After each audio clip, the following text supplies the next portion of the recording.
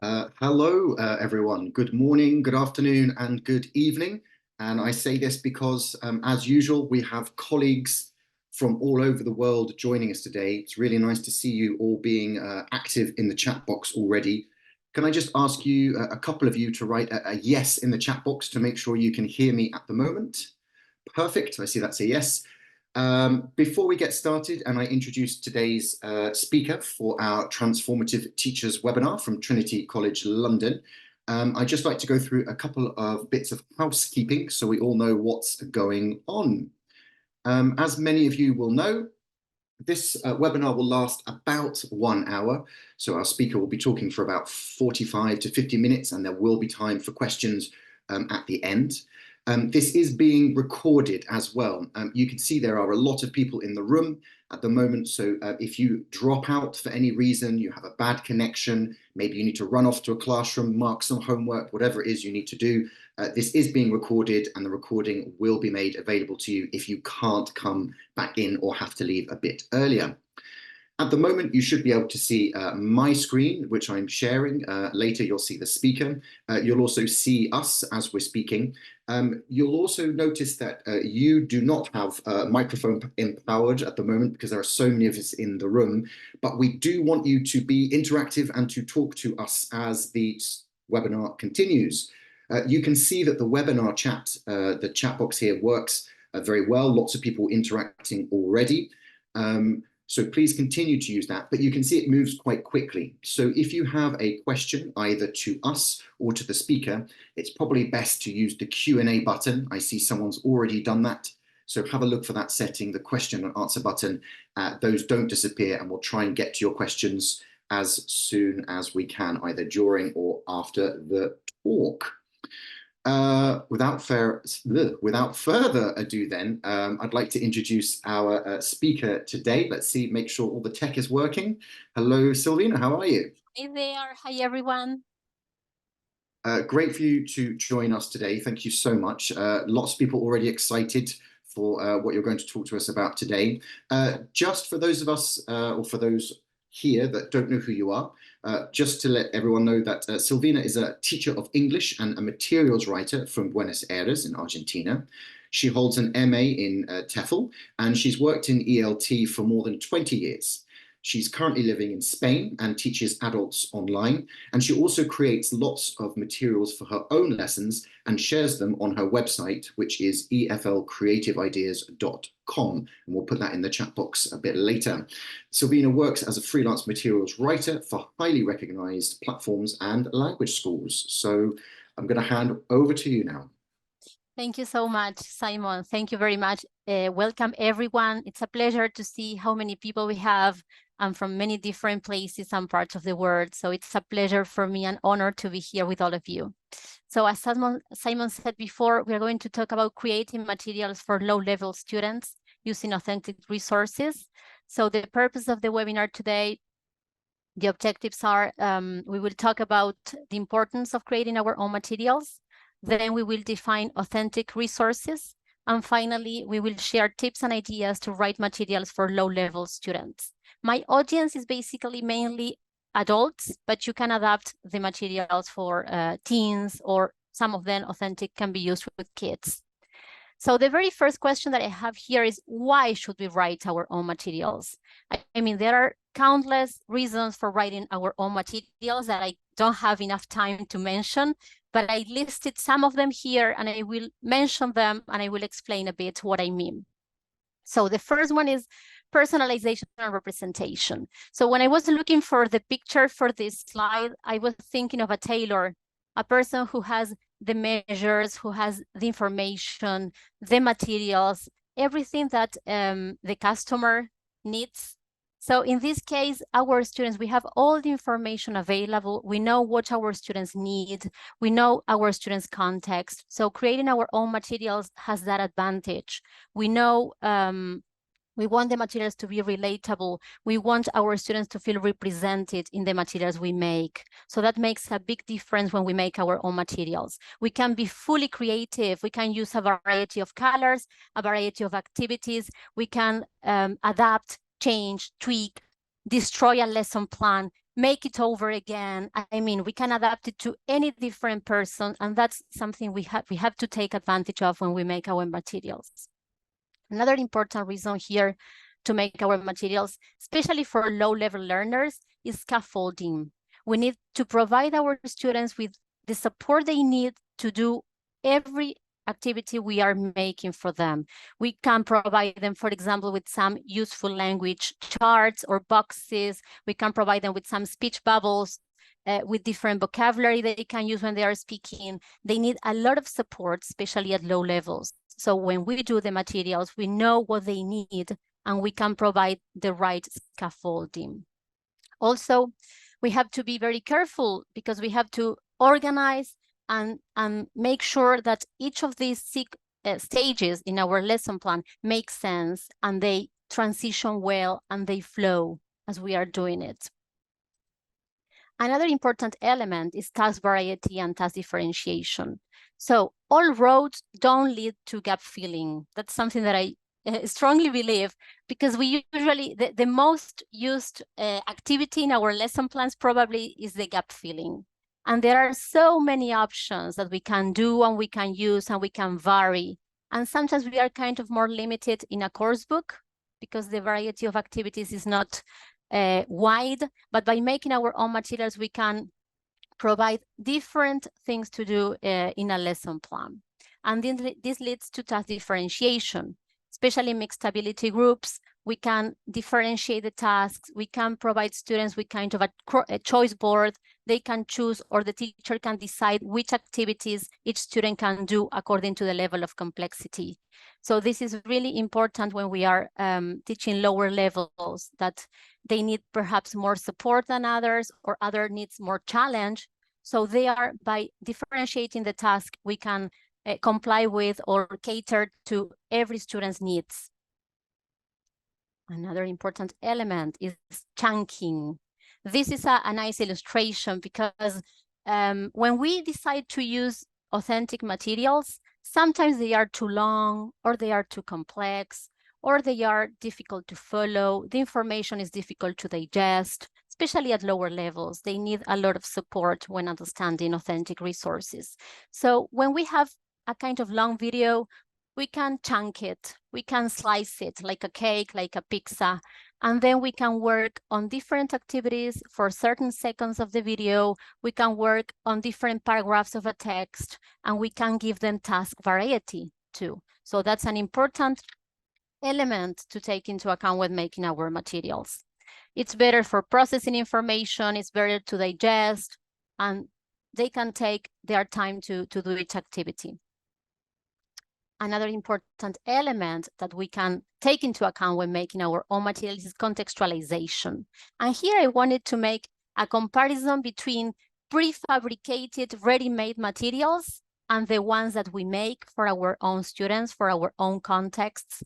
I know that, and I use and I make ready-made materials for other websites, and I am a freelance writer, so I am all for ready-made materials because they are time-saving, but they are kind of isolated, because when we use something that was made for a global market, they don't take into account our own students. They don't represent them. They don't recycle language, perhaps, from other lessons. So when we make our own materials, it's like this small village that I put there. So you have your lesson plan, but you can take other ways. It can be contextualized within a unit that you are working on, like family, travel, food, the typical low-level lessons. So that is another advantage of making our own materials. Then our materials are like a springboard for real communication. That's why I chose that picture, because we have a starting point. The lesson plan is like a roadmap, and then we can take other directions. So we can focus on other language, on other lexes, and we know our students' context. So we can produce real life or close to real life communication in our classroom. We know what they need, so we can base our lesson plans on the real needs. This leads me actually to emergent language. This is kind of a buzzword nowadays in our field, isn't it? So my lesson plan is the red arrow there. So I have the roadmap, I have the structure, I have what I want to do on that day in my class, but a lot of questions emerge in class. Lower level learners have a lot of questions, have a lot of needs. They need a lot of support. So there we have to be like assisting, like providing language, providing lexis and vocabulary and whatever they need to fill the gaps in communication. But we have to be careful because the lesson can be completely over the place and they might feel overwhelmed with all the knowledge we are giving them. We don't want to spoon feed our students, but we want to take that information, that emerging language into account for our future planning. That's a great source of knowledge. So we can work on this emerging language the following class. That can be our follow-up lesson based on this lesson plan we made for today, for example. Then this is also related to the previous point. We don't want to exploit a resource, a video, a text in all the possible ways. I know how you feel. You find a nice video on YouTube and you say, oh, present perfect, simple past, phrasal verbs. I want it all, and I want it now, like the song. But it's not possible, especially with low-level learners. We have to decide what to focus on. We can use the same material in the next lesson for another objective, for example. But we have to take into account that these learners are just learning the language. They need to gradually incorporate knowledge, and we cannot give them everything in a single lesson. I know that sometimes they are more anxious than teachers, and they want to learn fast, but we have to respect the learning process. That's it. And the lesson plan that we make can serve kind of to set boundaries and to focus on this today, now. And then next class we will see. So another important point when making our own lessons is creative thinking and critical thinking and creative thinking. So I asked John Hughes to use this screenshot from his book. It's John Hughes and Paul Dammett book on critical thinking in ELT. And I think that if they say in the book that even at low levels of English, students can be exposed to critical thinking. It's not that you need a high level of English to use your higher order thinking skills. Quite the contrary, we can start developing them at the very beginning of the learning process. So we can start with from lots to hots, as we usually say, from lower order thinking to higher order thinking. So asking, starting from basic comprehension, understanding essential meaning, word, sentence level, what it means. Then we move to critical thinking. We move to reflect rationally, critically, and reasonably, as it says there. Perhaps we can use an inductive approach to teach grammar, working out the meaning, leading students to figure out how tenses are used or how words are built, prefixes, suffixes, whatever. So this is important at low stages in our learning too.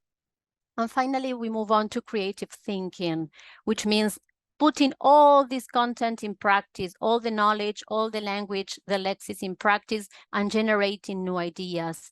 Getting to the activation or the production stage of our lesson plan and putting into practice, in motion, in movement, all the things we have been learning throughout the lesson. And it can be done at any stage, at any level of learning. Another important aspect is intercultural skills. If you teach multicultural groups, I mean, all the information is there. Students are always our source of information, our source of knowledge. They bring a lot to the class. And actually, when you don't use any material, they are the material, as the dogma approach says. So intercultural skills, we start by focusing our own culture. We can take advantage of our own culture. We can look around and exploit any authentic resource we have at hand, but then we open. So we start from the self to the other. we open and we can explore other cultures. We can ask those students from different countries and cultures to bring photos, to ask their parents, their relatives in other countries to bring elements, and to foster these intercultural skills. I think it's an important element to take into account when planning and making our own materials. And it's easier than we think, actually. Nowadays, with technology, even more. So another important aspect when we make our own materials for any level is the layout design. So here are some characteristics to take into account, some elements to take into account when we make our own materials.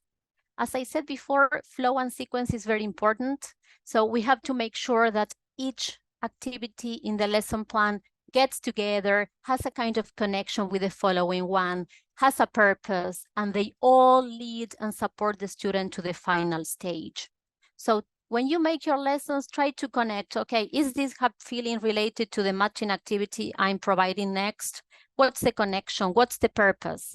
Because it's important to know what we are doing when we are, it's not cut and paste here. It has to be well thought and it has to have a sequence.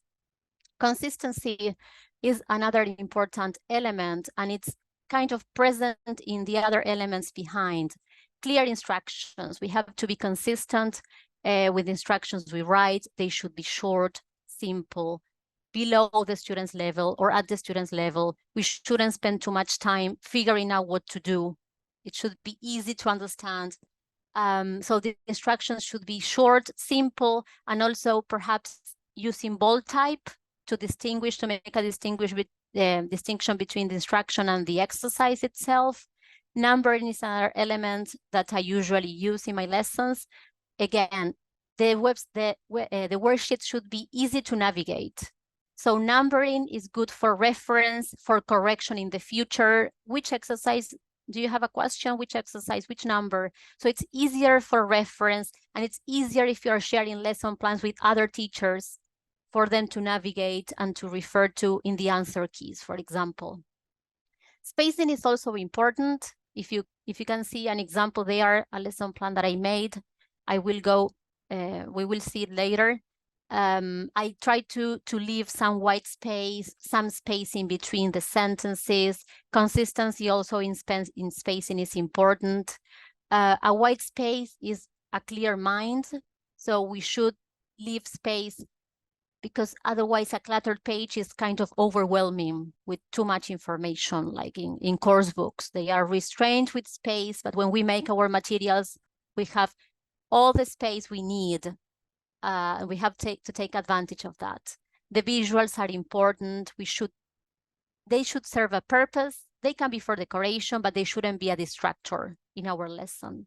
The colors, the use of colors, the use of font, the font type and the size, everything, especially if we need to accommodate our lessons to students with learning disabilities who need more space, who need certain colors. So we have to be very careful with that, but actually it's for everyone. Nobody likes a cluttered page to work on. You don't have even some space to write on the margins. So I think it's important to take that into account as well. So writing our lessons, do you think, is it time-saving or time-consuming? In my case, it depends on the day. Sometimes I'm more inspired, creativity flows, my lessons are really, wow, this is great. Sometimes we get stuck and we go to the ready-made lessons, which are good. But in the case of ESP, English for Specific Purposes, sometimes I find myself wasting time on the internet looking for ready-made resources, and I can't find any. So in those cases, I usually make my own materials because it's less time consuming, and I know that they are fully personalized for what my students need. So what are authentic resources? As you can see there, you're familiar with all of them. Probably you use most of them in your lessons. Some of them are from the internet, others are my own resources. So I was looking for a definition on the internet, and they're all kind of similar. I chose this one from New York State Education Department, which says authentic resources are unedited and unsimplified texts in print, audio, or visual formats that have been created by and for members of the target, I'm going to move the culture, for real-world purposes other than language learning. So keywords, unedited, unsimplified, and for real world. Everything that surrounds us is an authentic resource. So everyone is talking about the artificial intelligence right now. So I was wondering whether the resources generated by artificial intelligence can be considered authentic or not. I don't have the answer. I won't get involved in this heated debate of artificial intelligence, but I have an opinion. And I think that if you are giving ChatGPT certain words and you are giving them the level of the students you have, and you tell ChatGPT, okay, do this text for me using these words, I don't know to what extent it's authentic, because it's for educational purposes and it's like made for this purpose with these things. But this is all for you. This is for a different webinar on artificial intelligence, but I was wondering what would people say with this question. So some authentic resources that come to mind can be videos, articles, infographics, photos, memes, poems, comics and cartoons, social media posts, comments on social media, product and service reviews, and realia, all the objects that you have at hand, as I said before. So now I'm going to demystify certain ideas that we have when using authentic resources with low-level students. And then I will provide you with some kind of alternatives. And the first one is about videos. So it's true that most authentic videos are suitable for advanced learners because they contain too much dialogue, they contain challenging language, they are very long sometimes. But have you tried, for example, animated videos? Animated videos on this platform, Vimeo, are really good because some of them are silent, so it's mainly a visual activity that you can do and you can create. You can develop visual literacy with this, which is really important nowadays. I made a lesson plan that I will show you later about animated videos. Similarly, movie trailers are good because they contain little text. They are short, usually, 1-2 minute long, probably. And the music is great because they want to attract the audience. They want you to watch the movie. So usually when you have a movie trailer, you can exploit the listening comprehension part of the lines the actors say, and also the music. I made a lesson plan on both, the trailer and the music. The visuals are amazing usually. TikTok or YouTube Shorts are also other great authentic resources. Sometimes they are a bit tricky because they are actually even more challenging than long videos because the speakers hurry up to filling like 2-minute videos, but they include the option to slow down the speed, TikTok too, and also the transcripts. And some of them have embedded subtitles. So all this scaffolding can be good when you are making your material for low-level learners. Commercials, in the same way as in movie trailers, sometimes they have little or no text, they are mainly visual, they have good music, and we can here talk about or exploit critical thinking because they are trying to persuade you to buy a product or a service so students can discuss what kind of product do you think the commercial is selling, and you can give them the options. So this is also critical thinking. News reports. When we think about news reports, we always think about a reporter, a journalist speaking for a long time, using very complex jargon, perhaps vocabulary. But there are some websites that have news reports in video. And some of the videos have some text, like the one you have there, the screenshot.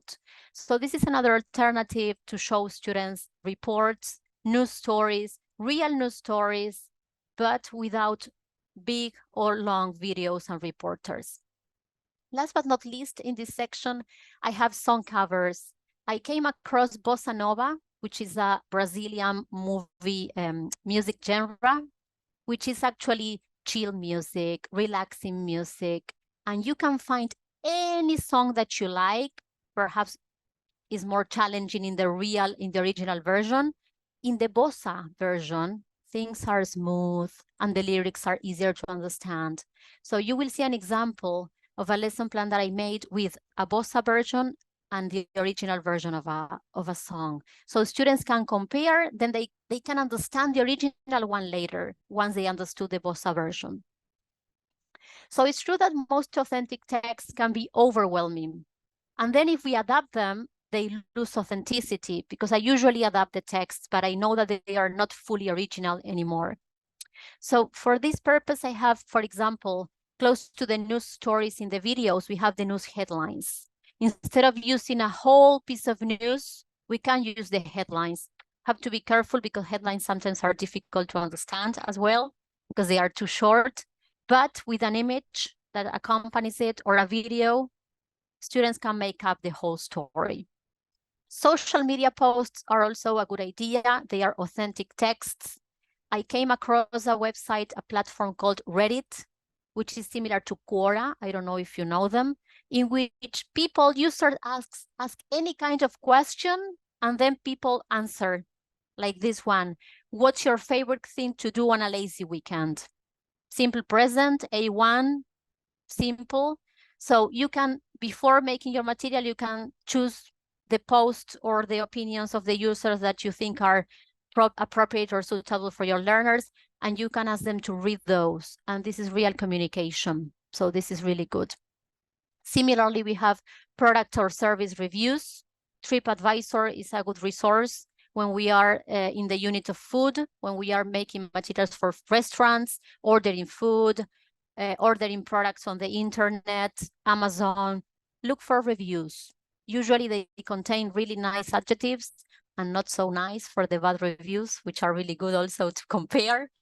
And students can be exposed to real products, to real, resources, and they can then make their own reviews with very simple language, no need to expand. And it's also good for intercultural skills, because they can then make a review of their restaurants, their local restaurants in their area. Poems, when we think of poems, we think of like sonnets of Shakespeare, very long, symbolism, figures of speech. But no, this is a poem too. This is a calligram. And there are a lot on the internet. So you can make a great lesson plan on literature, and then students can come up with their own poems with very simple language. So even kids or teenagers can do that on the topics they like. And infographics are well known. Probably you are already using them. They contain little text, a lot of visuals, colors. They are very attractive in the layout. So that is another opportunity or resource to make your own materials. As for images, some images from the internet lack authenticity and they don't represent our learners' context. If you want to search on an image bank, some images are completely inauthentic. They are not, they don't show the reality or our context that people are posing. So why don't you, for example, use illustrations? I make my business English lesson plans with illustrations from this woman, Liz Foslen. She's a speaker, a writer, and she makes a lot of business English, business illustrations, work-life balance, productivity. So I usually incorporate this and students can read them, they can comment them, they can make their own if they want. So this is good. Comics as well. Some business people blog, like Timo Elliott, and he makes comics on innovation. So I made a lesson plan on innovation. I included the comic that he made, and they are simple. They have simple language and they are easy to understand. Memes are also another great resource. Typical, probably you know and you use them. Your own photos are a great resource as well. This is my friend Jeff's dog. Imagine using this picture to talk about pets who travel, pets who do unusual things, means of transport. I don't know, you can do a lot of things. What is the pet thinking? Where is he going? What is he doing there? Who is he with? Anything, A1, completely A1 out of a single picture. And this one about news images, This is related to the news video and the news headline. So with the 3 elements, you can work on news in A1 level without any problem. Then students, once they analyze this, they can read some parts of the original piece of news. You can select some paragraphs from an original piece of news, but all the visuals are really helpful to work on news. Street signs are also a good resource. You can ask students to take pictures of signs in their streets. If you live in a country in which people don't speak English, it's not a problem. They can then translate the signs. They can look for the equivalents in English on the internet.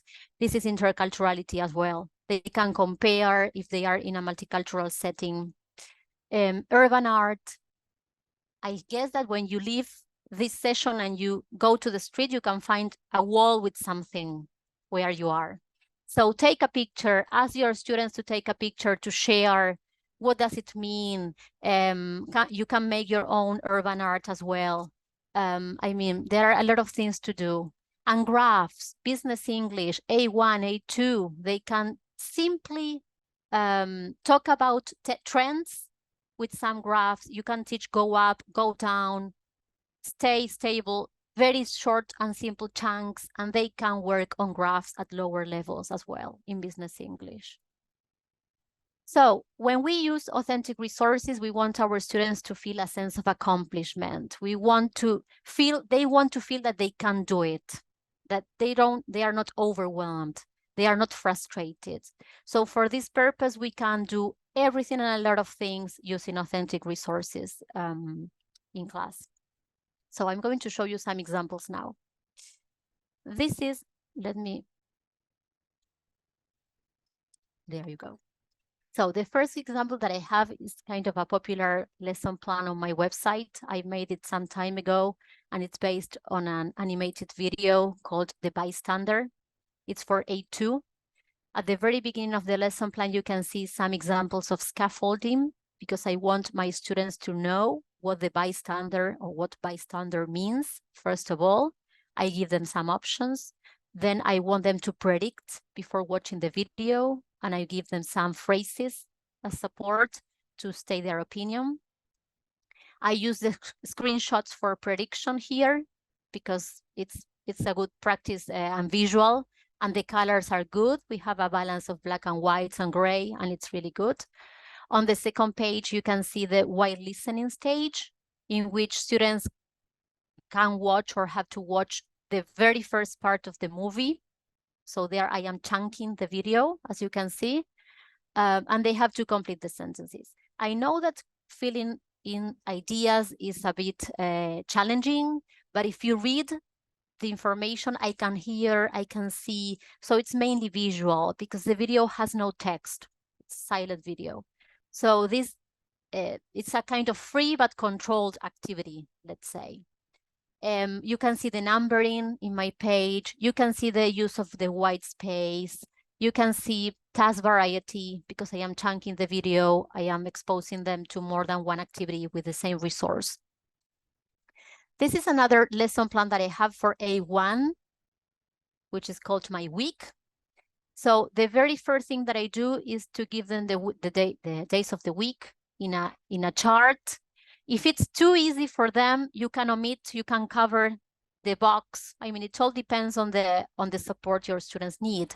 They can fill in the blanks in the weekly planner. If they don't know what a weekly planner is, I mean, the layout helps to build and to infer meaning.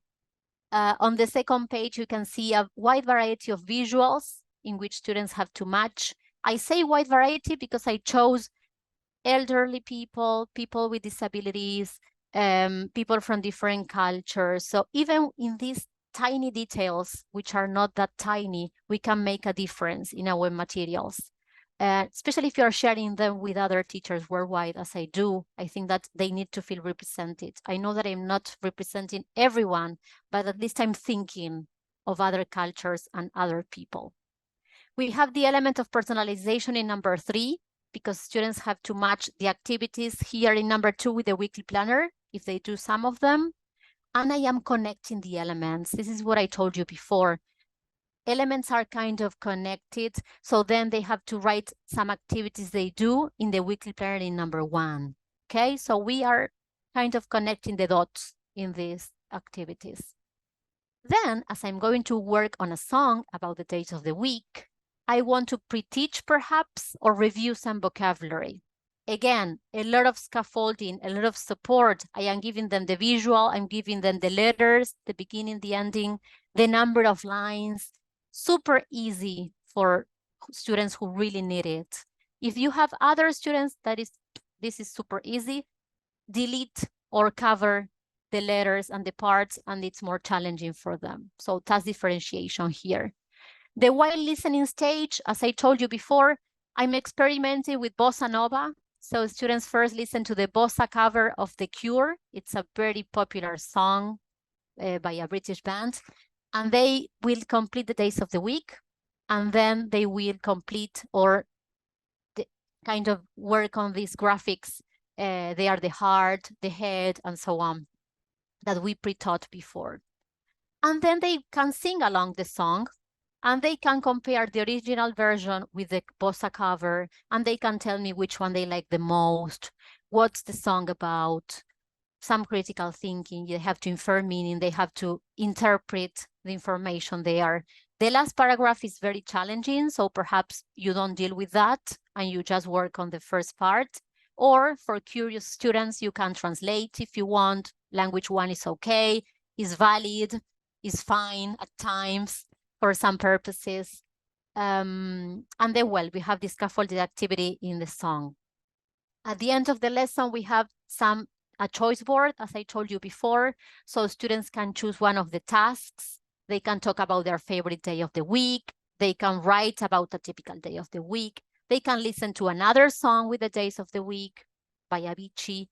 And then they can read a blog post from Reddit. So you have the 4 skills there, and they can choose or you can assign homework. As for the bonus task, we have the creative thinking component.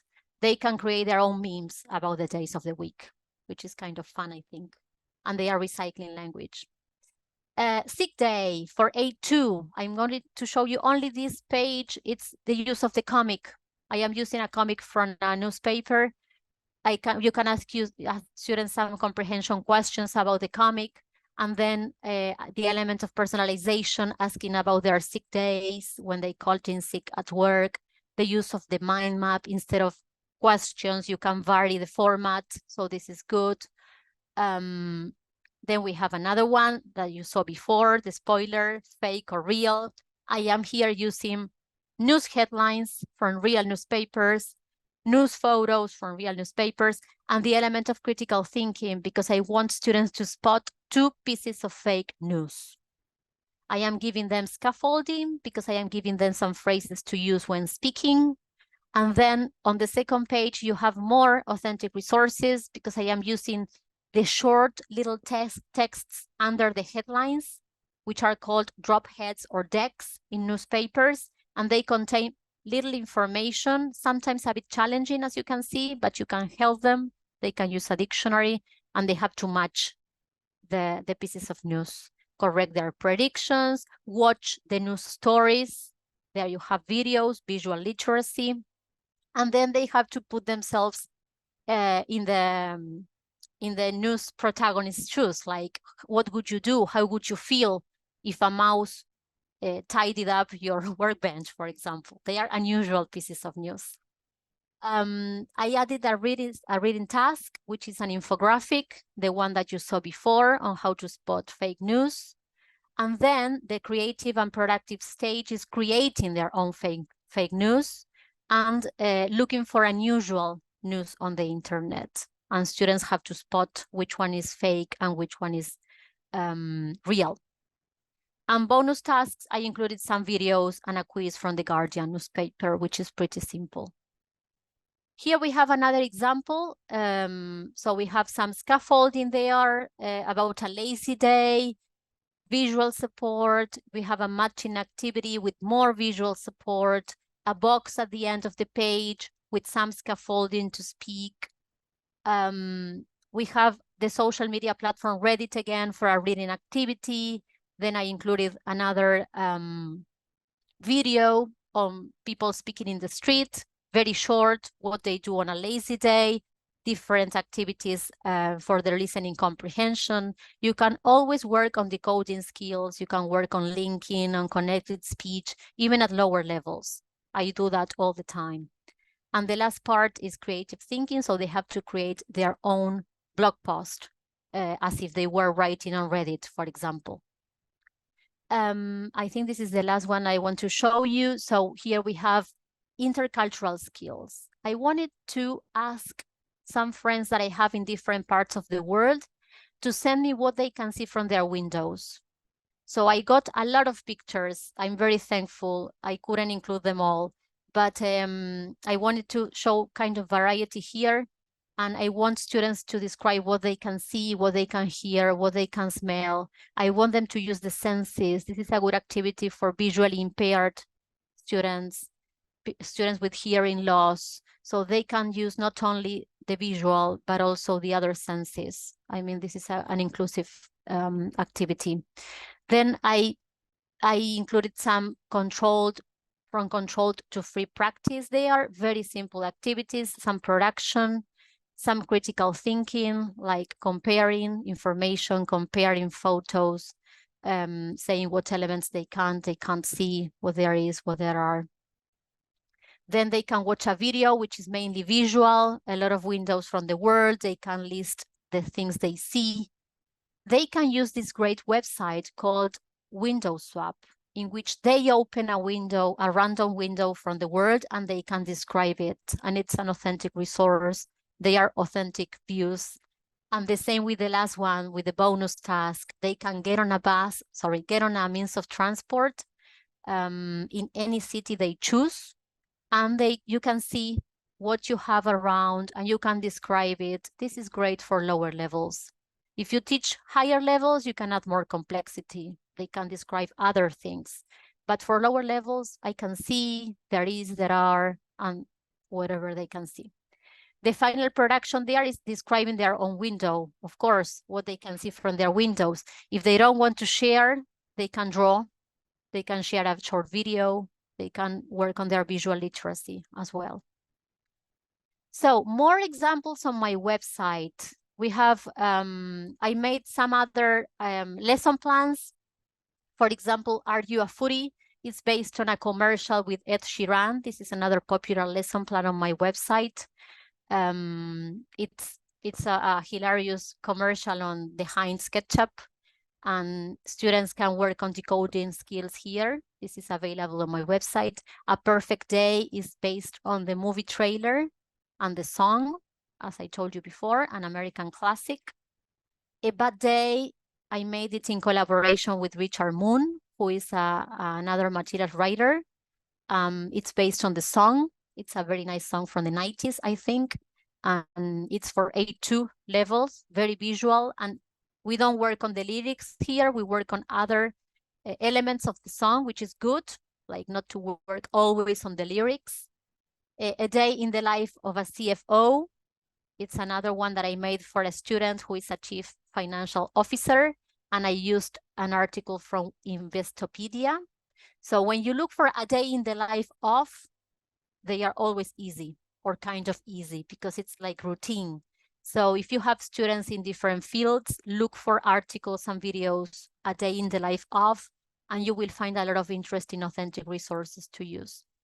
And the last one is New Year, New Goals. It's of course, for New Year, and it's based on an infographic on SMART goals, the acronym SMART, which is also authentic. And then I have two bonuses here to share with you. One of them is playphrase.me or ME, which is a very interesting website in which you enter any kind of chunk or any phrase or vocabulary that you are working on in class. It shows you different excerpts from movies, very short and sudden and quick. For example, I wrote, I really don't like. So that person says, I really don't like it when you do that. Well, you can do anything with this. You can role play the before, what happened before, so that the woman says that or the man says that, and what happens after. So you can continue the conversation. Oh, sorry, yes, I made a mistake, something simple, but it can be a fun exercise in class. And then if you want to adapt or grade your text or even your instructions when you are writing materials and you are not sure if the instructions you write are appropriate for the level, you can use a text checker. Probably you know about this. So you simply enter, Oxford has one, this is from Oxford. So you simply enter the text, in my case was thank you for watching this webinar. And I wanted to check the level of my phrase, and it told me that everything is A1 except webinar, which is not categorized. That also happens a lot. And yeah, and then you can see the statistics, the number of words for different levels, and there you can adapt either your instructions or the text you are using if you want to adapt. And it's really useful. You can copy and paste very long texts, and you can see the statistics and the different colors for the different levels. Sometimes it's a bit tricky because in my case, I'm a Spanish speaker and some of the words are transparent in Spanish and it's C1 for the checker. So depending on the language you speak, you will notice that sometimes it can vary the reliability, let's say. Well, thank you very much. I think that I spoke too fast, but this is it. I hope you have enjoyed and you have taken some useful tips for your materials. Please share your materials. It's the best. Get feedback from other colleagues. Get feedback from the web. Spread your creations, because it's really, really rewarding to get feedback from teachers from diverse contexts and improve your writing skills, because there is always room for improvement. That's my motto. Well, thank you very much for sharing all of those ideas. And again, at the beginning there, you really framed it well, sort of thinking of all of the elements and reasons behind why we make materials ourselves, why we use authentic materials, even with lower levels like A1 or A2. The sort of, I really liked how you mentioned that it's an iterative process, and it seems like, you've put a lot of work into this over the years, but there's always room for adaptation and depending on your own class and where you are. So it was really interesting. Thank you for sharing all those ideas. It's made me think a lot about what I have to do now. But then we have to remember where we store and we save our materials, because then we forget what we have. So keeping track of them, like having a website or a blog, is a good way. Sometimes when I plan my lessons, I go to my website. Oh, I made this. I'm going to use it again. And I really forget what I have. And that happens to us with photocopies, with books, with all the resources that a teacher has. It is a lot throughout the years. So let's try to be productive in that organization too. Absolutely, absolutely. There are a few questions, if you're ready to tackle a couple of these, some really nice questions. And I'd like to thank everyone for being very, very active in both the chat box and in the Q&A. There's a good question here about, you mentioned the use of social media posts, for example. And there's a question here, do we need to inform the owner or the person that's typed that? Is there anything about violating personal spaces or copyright laws that you're aware of if we're using real social media posts? In my case, I didn't use any screenshot. Probably if you use a screenshot, it's kind of a copyright or yes, confidential or violation of privacy. But I am just using the link. And it's a social media platform, so it's available for anyone, and you don't have to be a user to use this platform. You can only read the comments. So, but if you are using screenshots, perhaps delete or cover the name of the person. That could be better. I'm not selling any material that contains personal information or that. So whenever I'm using a material, I make sure that the copyright I take that into account, or confidentiality or whatever.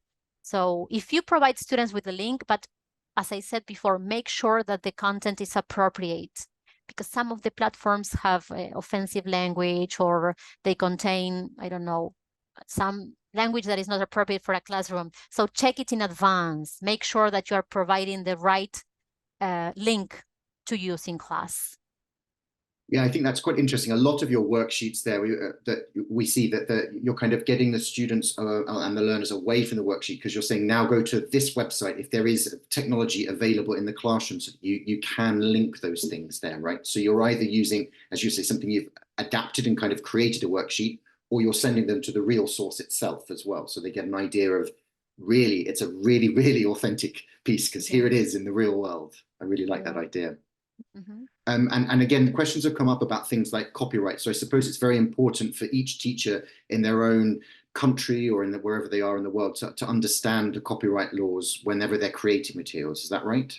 Yeah, for example, the one with the screenshots, the bystander, I'm not selling that lesson plan either. I'm using the screenshots. I'm not using the thumbnails either when I sell a material because I know that you can have problems. Actually, usually you are like they tell you, they warn you, don't use it, delete that post. That never happened to me because I have never sold any material with these copyright issues, but with the use of images, for example, I'm not able to sell a material with the Guardian, for example, picture that I took about the mouse or texts, longer texts. I know there is a percentage that you can use.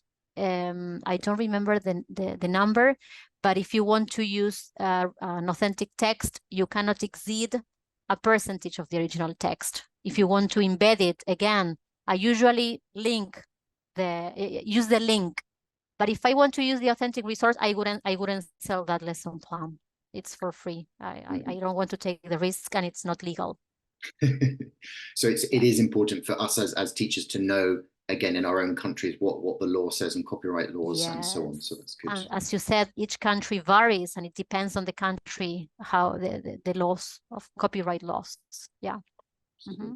And lots of comments have come in from the examples that you've shown us, and we've put the website in the chat box quite a few times, so people have gone to the website. Hopefully you'll see lots of people visiting from there. People are saying they really enjoy the layout and the look of what you've created, and lots of people were mentioning the use of color as well. Do these worksheets work just as well for those of us that can't print in color? Because that's often a concern, and one of the questions we have here is, I'm not allowed to print in color. So does it still work if it's black and white? I think so, because I'm not asking any question about the colors or I mean, color is good for the attractive layout, of course, but then if you have to use them in black and white, I think it serves the same purpose. That's not a problem. I use Canva and I use the images from Canva or from other free image banks. But as you saw in my presentation, everything is cited, all the images that I use. That's another important aspect to mention when you make your materials. Cite the source always, because even if the person won't see it, it's important. And it's good for students to see that you are actually citing the source. It's not your property.